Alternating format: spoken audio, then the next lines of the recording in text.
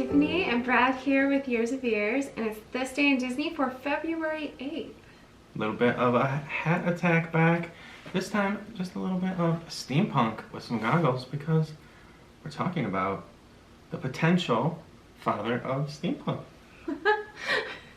Yes, today we're talking about writer Jules Verne, known for such classic novels as 20,000 Leagues Under the Sea, In Search of the Castaways, Around the World in 80 Days, and From the Earth to the Moon.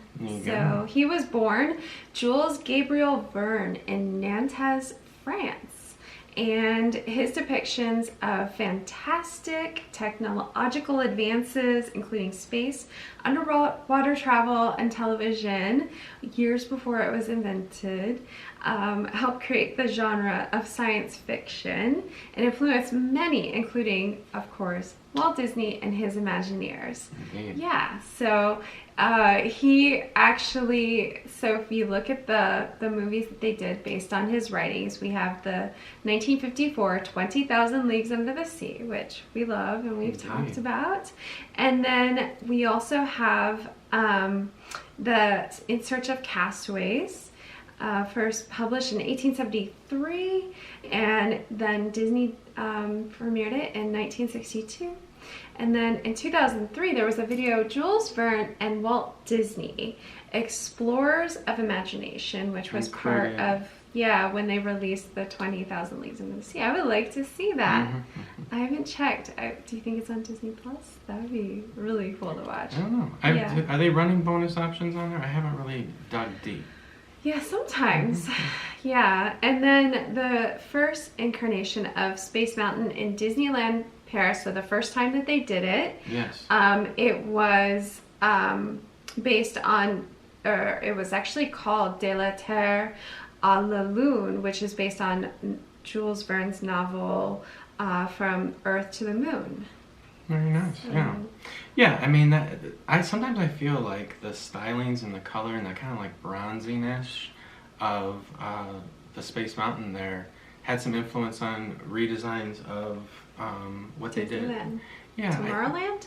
I could be mistaken. I could be combining images in my mind, but yeah, I feel like it has had. That's kind of cool. I love that aesthetic, and I love that they celebrate it in Disneyland Paris with Space Mountain. It's so appropriate. Yeah.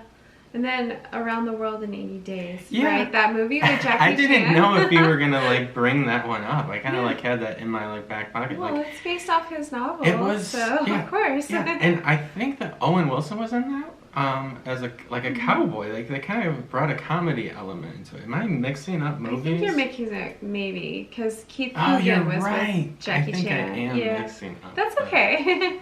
Yeah, but we liked that film. Yeah, it was fun. Good. Yes, it all came to me. I saw him, the British, the gentleman in the film. Oh, you saw him? So good. In my mind, yes. Yeah.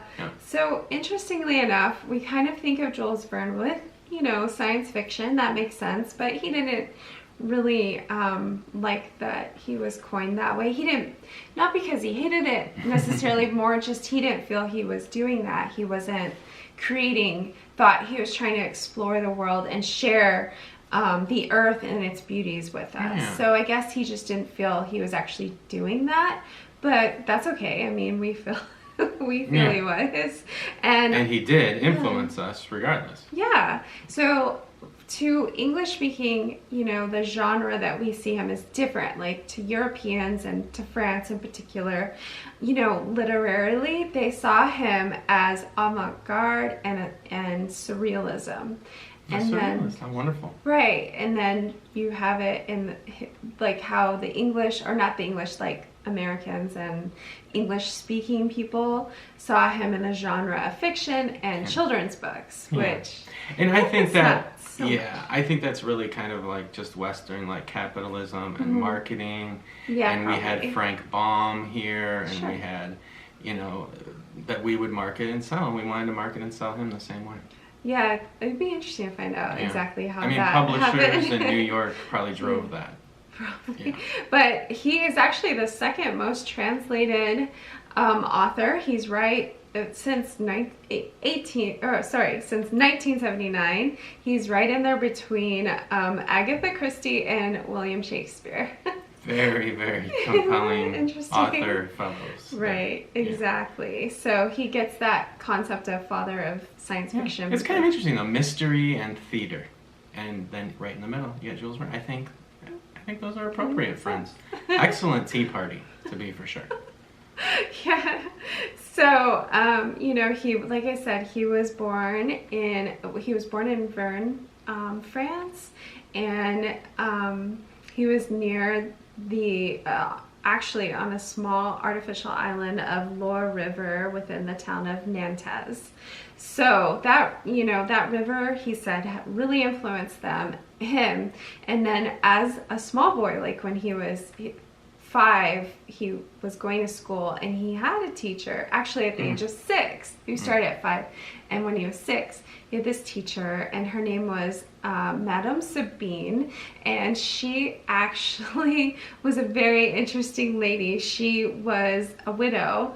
Her husband was a naval captain who had disappeared 30 years before, and she often told the students that her husband had been shipwrecked, like Robinson Crusoe, and that he was gonna return. Wow. Yeah, so this actually influenced Jules Verne his whole life. Wow. This story, and it's actually it makes me think of I don't want to call her a widow, but the widow in Pete's Dragon, the lighthouse keeper, and how she's waiting for her husband to come back from sea. Oh, I love that. And you know what? That actually they may have done that on purpose, based on, you know, whoever was in charge there, knowing Jules Verne and his writings and things. So it's certainly a trope.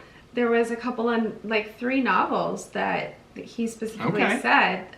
So The Mysterious Island, Second Fatherland, and The School for the Robinsons. There you go. Yeah. Maybe there's a Jules Verne nod in Pete's Dragon. Yeah, exactly. I think so. I do.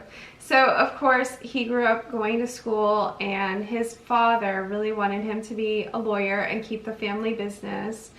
He did get his law degree.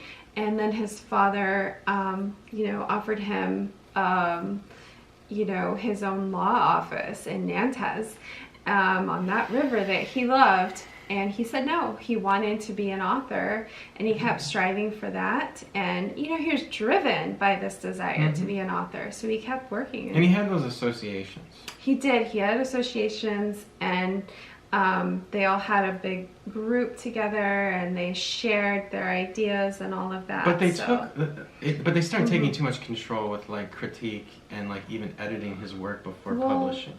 No, that was later on with his publisher. But this group, his literary debut, was actually with thanks to his visits to salons and things, and all these friends that he had. He published with Alexander Dumas, and they did the Musée Families. There you go. That actually made money and was good for his writings and stuff, so he could keep writing. So it was kind of like a zine.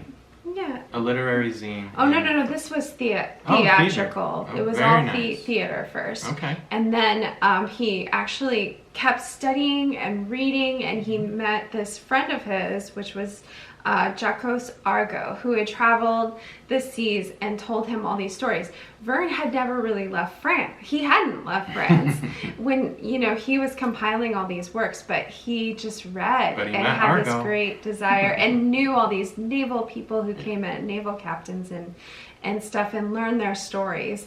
And then Argot was actually blind by the time he met him, but they were good friends, and they would talk for hours about his travels. And so he did get published finally in 1862 through his, he was able to get a publisher, which was Pierre Jules Hetzel. And Hetzel had already worked with Balzac and George Sand and Victor Hugo, which, you know, I didn't mention, but he loved Victor Hugo. Yes. Jules Verne read his books. He was very well read in Hugo. Yes, he was very well read. And so he could even quote parts of A Hunchback of Notre Dame because he loved it so much. Mm-hmm. And but this so, Hetzel, yeah, he first produced him. I mean, they did overproduced have. him. Yeah. Yeah, he did overproduce, but he first put all these stories in his magazine. And so then later, Jules Verne's novels were produced as they, because then they were proven to be successful in the magazine. But like Brad's talking about, Hetzel did influence him and, would read and change. Edit quite a bit. So even in 20,000 Leagues Under the Sea with Nemo, he wanted to change the backstory on Nemo, and was successful. Well, he didn't change it. He didn't change it to what Jules Verne compromised by making Nemo's backstory like mysterious. So instead of okay, so you wanted to bring a little. Hey, you got to have a little action element or mystery here. No, I think it was more political. Okay, political. So Jules Verne wanted to bring up things that were happening at the time, and Hetzel wanted to talk more about, have like this anti sort of slavery thing. Okay. And, Jules Verne just was like, let's just drop the background. And then actually this was a turning point for Jules Verne, because after that he just kind of said no to any of Hetzel's editing ideas. Yes. He let him do it in the beginning. I think he worked so hard. He was born in 1823. It took years and years. He got a law degree, all these things before he actually got published, which he wanted to do. So by this time he's just like, probably willing to be kind of a yes man at first. You know how we do that when we finally get that break and we just kind of say yes to things. And then I think he had to just stand up for his work and be like, no, stop editing it and let's do it the way I'm envisioning it. He's and the he one presented that created vision, it. and they are enduring classics that continue to be are. remade They even are. to this day. Yeah. So thank you, Jules. Absolutely. Happy birthday. Happy birthday. And hopefully you guys can go tell us what you think of 20,000 Leagues Under the Sea, Jules Verne, his writings. Have you read his writings and what do you think of him? Tell us all about Which it. is your favorite? Because we know you've read it. At least watched it. At least. And that's it for this day in Disney. We'll see you next time. Bye.